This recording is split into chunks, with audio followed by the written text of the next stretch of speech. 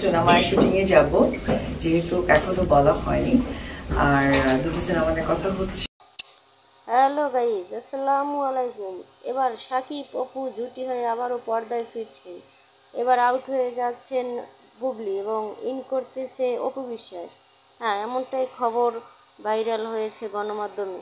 সবাই বলা বলি করছে আবারও নাকি জুটি হয়ে কাজ করবে সাকিব অপু এবং চিরদিনের জন্য বাদ হয়ে যাবে বুবলি। তবে কি এবার ভাগ্য খুলতে যাচ্ছেন? আপনারা কি বলেন? আপনারা কোন জুটিকে সব থেকে বেশি ভালোবাসেন? সেটা যার যার ব্যক্তিগত, কিন্তু কাদা ছোড়াছুড়ি না করে আপনারা গ্রহণযোগ্যতা হিসেবে বেছে নিতে পারেন আপনাদের এই প্রিয় জুটিকে। আমরা যতটা জানি অপু সাকিব ৭২টার মতো সিনেমা করেছে ইন্ডাস্ট্রিতে, আর এই তাদের অবদান অনেক। হ্যাঁ, আমাদের খুব পছন্দের একজন নায়ক শাকিব খান। সে তার রাজকুমার ছবি দিয়ে এবং প্রিয়তমা ছবি দিয়ে খ্যাতি অর্জন করেছে। সে বাংলাদেশের একজন সুপারস্টার এবং তার দুই বউকে নিয়ে অহরহ কাদা ছড়ি হচ্ছে মিডিয়ায়।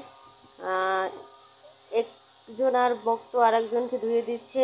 হ্যাঁ, এবার তারাই আবার ফিরছে কাজ নিয়ে এবং সাকিব অপু আবারও জুটি হয়ে কাজ করতে চায়।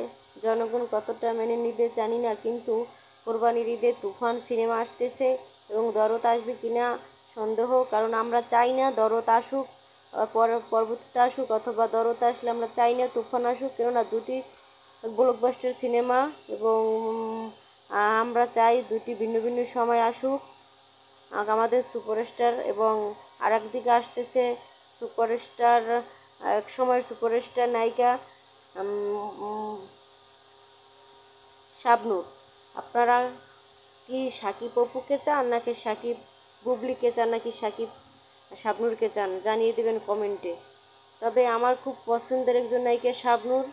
আপনাদের কোন নায়িকাকে ভালো লাগে জানিয়ে দিন কমেন্টে।